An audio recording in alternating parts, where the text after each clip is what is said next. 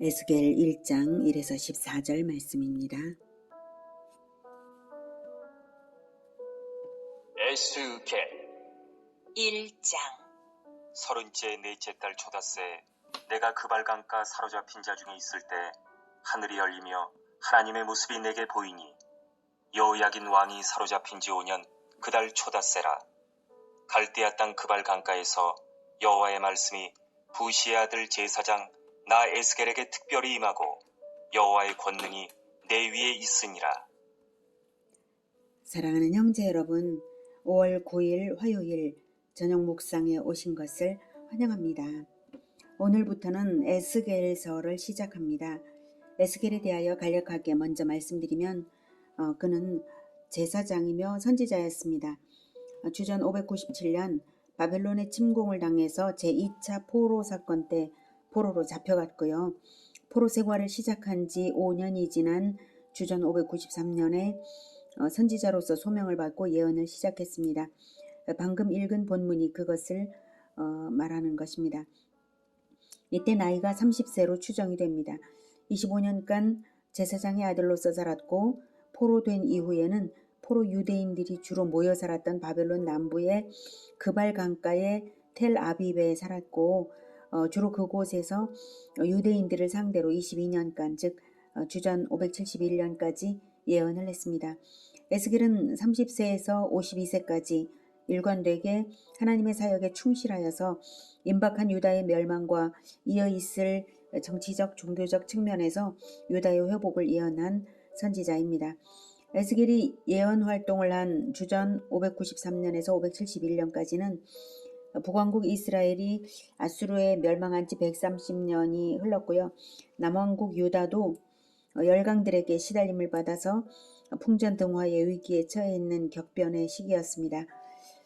에스겔이 예언을 시작한 주전 593년은 이미 바벨론에 의한 제1차 포로, 제2차 포로 사건이 있었고요. 예루살렘의 최종 멸망을 조금 앞선 시기였습니다. 당시 유다는 초강대국 바벨론에 의해서 초토화되어 가고 있는데도 불구하고 성전이 있는 한 예루살렘은 결코 이방인의 수중에 넘어가지 않는다는 그릇된 낙관주의 풍조가 있었습니다. 그러면서도 그들은 여호와 하나님을 의지하기보다는 우상을 숭배하며 죄 가운데 있었죠. 뿐만 아니라 유다에 남아있던 사람들은 자기들은 나은 사람들이어서 보호를 받고 있고 잡혀간 자들은 징벌받는 죄인들이라는 그릇된 우월감도 있었습니다. 이런 상황에서 하나님께서는 에스겔을 통하여 유다의 멸망과 회복에 관한 미래의 일을 보여주심으로써 오직 하나님만이 역사의 섭리자여 주인이심을 드러내셨습니다. 본서는 그러나 당시 유다에 관한 예언에 그치는 것이 아니라 선민의 역사를 통해 상징되는 새 이스라엘의 승리, 즉 그리스도 재림 이후 종말에 되어질 그리스도의 백성들의 궁극적인 승리와 마귀의 영원한 멸망을 예언하는 것입니다. 본서는 총 5부로 구성이 되었는데요. 그중 제1부인 1, 2, 3장은 에스겔의 소명 사건을 자세히 기록한 것입니다. 방금 읽은 3절까지는 에스겔이 이상을 본 때와 장소를 구체적으로 기록을 했습니다. 이것은 본서가 신비로운 광경들을 기록을 하지만 그것들이 인간 상상력의 허무맹랑한 소산이 아니라 역사적 사실임을 명확하게 알게 하는 것입니다. 1절 30째 해, 에스겔이 30세였던 해를 말하고요. 넷째 달 초닷새에 구체적인 날짜를 자신 있게 밝히는 것은 명료한 이성으로 받은 환상인 것과 이 내용이 허구가 아닌 실제라는 것을 증거합니다. 내가 그발강가 사로잡힌 자 중에 있을 때 그발강가에 포로들이 모여 살고 거기서 운하 공사에 동원이 되었는데요. 그 중에 에스겔이 있었습니다. 하늘이 열리며 하나님의 모습이 내게 보이니 여호야긴 왕이 사로잡힌 지 5년 그 달 초닷새라. 여호야긴 왕이 포로로 끌려간 해, 즉 즉위했던 바로 그 해에 끌려갔는데요. 주전 597년입니다. 그 5년째니까 주전 593년이죠. 갈대아 땅 그발 강가에서 여호와의 말씀이 부시 아들 제사장 나 에스겔에게 특별히 임하고 여호와의 권능이 내 위에 있으니라. 하나님으로부터 온 말씀임을 분명하게 하고 있고요. 자신이 하나님의 특별한 소명과 권능을 받았음을 밝히고 있습니다. 자신이 전하는 하나님의 말씀의 권위를 그 하나님의 말씀의 권위 그 자체가 중요하니까 자신이 전한다고 해서 그 권위가 떨어지는 것이 아니라 그 권위가 엄연한 하나님의 말씀의 권위다라고 하는 것을 알게 하기 위해서도 반드시 이것을 밝히는 것이 필요한 일이죠. 4절 내가 보니 북쪽에서부터 폭풍과 큰 구름이 오는데 그 속에서 불이 번쩍번쩍하여 빛이 그 사방에 비치며 그 불 가운데 단쇠 같은 것이 나타나 보이고 그 속에서 내 생물의 형상이 나타나는데 그들의 모양이 이러하니 그들에게 사람의 형상이 있더라. 그들에게 각각 네 얼굴과 네 날개가 있고 그들의 다리는 곧은 다리요 그들의 발바닥은 송아지 발바닥 같고 광낸 구리같이 빛나며 그 사방 날개 밑에는 각각 사람의 손이 있더라. 그 네 생물의 얼굴과 날개가 이러하니 날개는 다 서로 연하였으며 갈대에는 돌이키지 아니하고 일제히 앞으로 곧게 행하며 그 얼굴들의 모양은 넷의 앞은 사람의 얼굴이요 넷의 오른쪽은 사자의 얼굴이요 넷의 왼쪽은 소의 얼굴이요 넷의 뒤는 독수리의 얼굴이니 그 얼굴은 그러하며 그 날개는 드러펴서 각기 둘씩 서로 연하였고 또 둘은 몸을 가렸으며 영이 어떤 쪽으로 가면 그 생물들도 그대로 가되 돌이키지 아니하고 일제히 앞으로 곧게 행하며 또 생물들의 모양은 타는 숯불과 횃불 모양 같은데 그 불이 그 생물 사이에서 오르락 내리락 하며 그 불은 광채가 있고 그 가운데에서는 번개가 나며 그 생물들은 번개 모양같이 왕래하더라. 네, 에스겔은 자신에 대한 소명 사건을 말하기에 앞서서 그 장면 묘사를 아주 상세하게 하고 있습니다. 먼저 본 것은 내 생물에 대한 것입니다. 4절부터 굉장히 신비스럽고 해서 우리가 다 이 글을 읽고 이 글을 통해서 상상으로 다 재현해내기가 쉽지 않겠지만 그래도 그 의미하는 바를 우리가 유추해 봐야겠죠. 자, 먼저 4절 내가 보니 북쪽에서부터 폭풍과 큰 구름이 오는데 폭풍과 큰 구름은 하나님의 권능을 나타냅니다. 과거에 임재하실 때에 빽빽한 구름 가운데서 임재하신 것은 시내산에서 그러셨고요. 엘리야에게는 폭풍 후에 세미한 음성으로 나타나신 일이 있으시죠. 북쪽에서 오는 것은 유다를 기준으로 북쪽에서 늘 침략자들이 왔고 그것은 하나님의 심판의 도구였었죠. 북쪽은 심판의 도구를 사용하시는 하나님의 심판이 오는 곳이라고 하겠습니다. 그 속에서 불이 번쩍번쩍하며 빛이 그 사방에 비치며 그 불 가운데 단쇠 같은 것이 나타나 보이고 폭풍과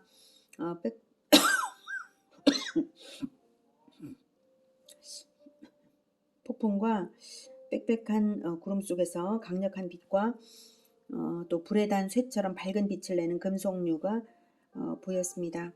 5절 그 속에서 내 생물의 형상이 나타나는데 그들의 모양이 이러하니 하나님을 호위하는 수종자로 여겨지는 생물들인데요.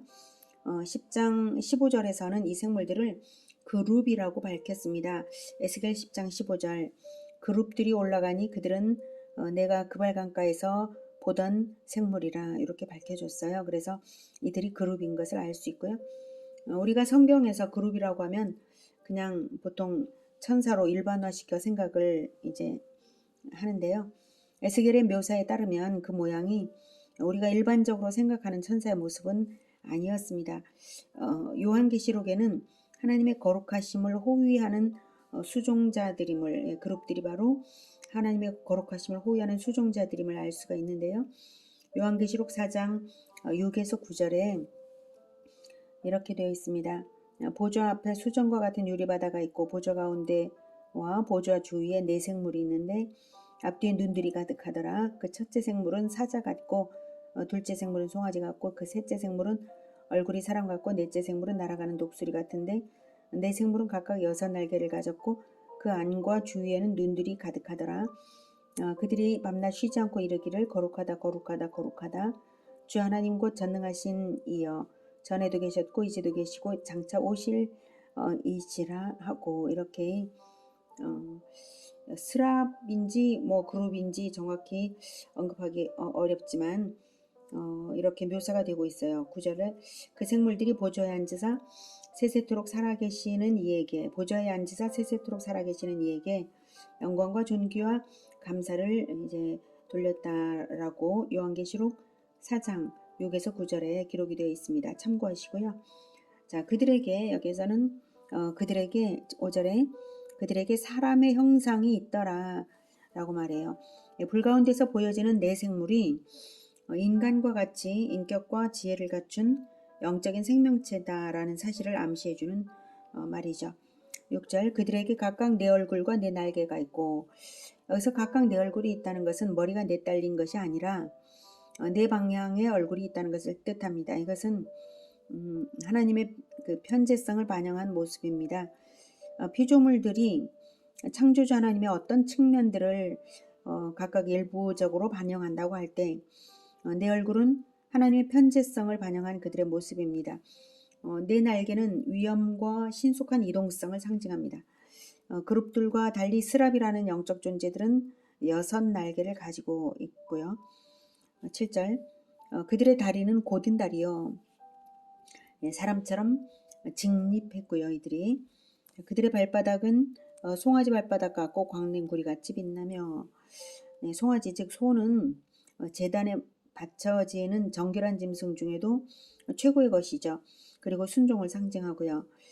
이들은 그래서 이 그룹들은 충실한 수종자로서 절대적으로 순종하는 존재들인 것을 알 수가 있습니다.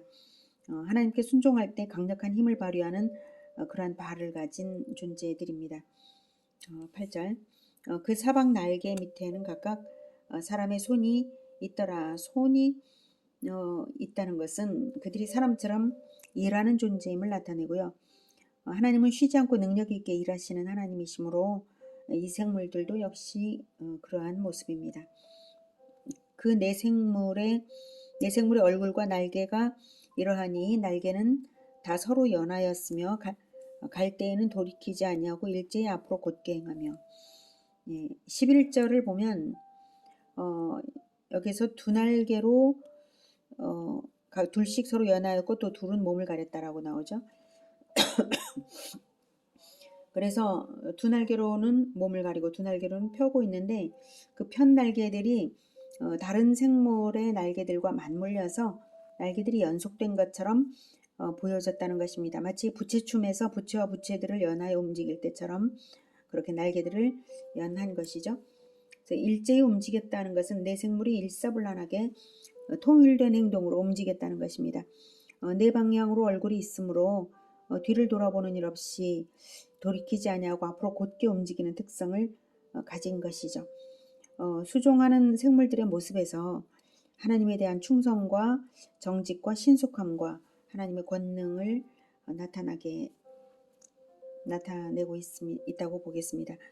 10절 그 얼굴들의 모양은 넷의 앞은 사람의 얼굴이요 넷의 오른쪽은 사자의 얼굴이요 넷의 왼쪽은 소의 얼굴이요 넷의 뒤는 독수리의 얼굴이니 네 생물의 그 얼굴이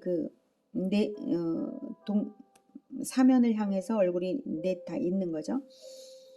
그 각각의 네 가지 얼굴이 사람, 사자, 소, 독수리의 얼굴이었습니다. 사람의 얼굴은 하나님의 형상을 반영한 것이죠. 고귀함과 지혜를 나타내고요. 사자는 백수의 왕으로서 권능과 힘, 소는 봉사와 순종과 진실함을, 그리고 독수리는 높음과 신속함을 상징한다고 보겠습니다. 그중 사람의 얼굴이 앞에 있다는 것은 사람이 하나님의 피조물 가운데 하나님의 영광을 나타내는 최고의 존재임을 암시한다 하겠습니다. 11절 그 얼굴은 그러하며 그 날개는 드러펴서 각기 둘씩 서로 연하였고 또 둘은 몸을 가렸으며 몸을 가리는 것은 지극히 거룩하신 하나님 앞에서 경외의 태도를 보이는 것이고요. 날개들을 서로 연한 것은 연합성과 통일성을 보여줍니다. 12절 영이 어떤 쪽으로 가면 그 생물들도 그대로 가되 돌이키지 아니하고 일제히 앞으로 곧게 행하며 영은 그 생물들의 영을 말합니다. 생물들의 육신이 영의 인도함대로 일사불란했다는 것이죠. 영이 서로 통하게 하고 있다는 뜻이에요. 죄인들이 스스로 원하는 선한 바를 행치 않고 죄를 저지르는 그런 자아분열의 모습이 있는데 그런 모습과는 아주 다른 그러한 내생물의 모습입니다.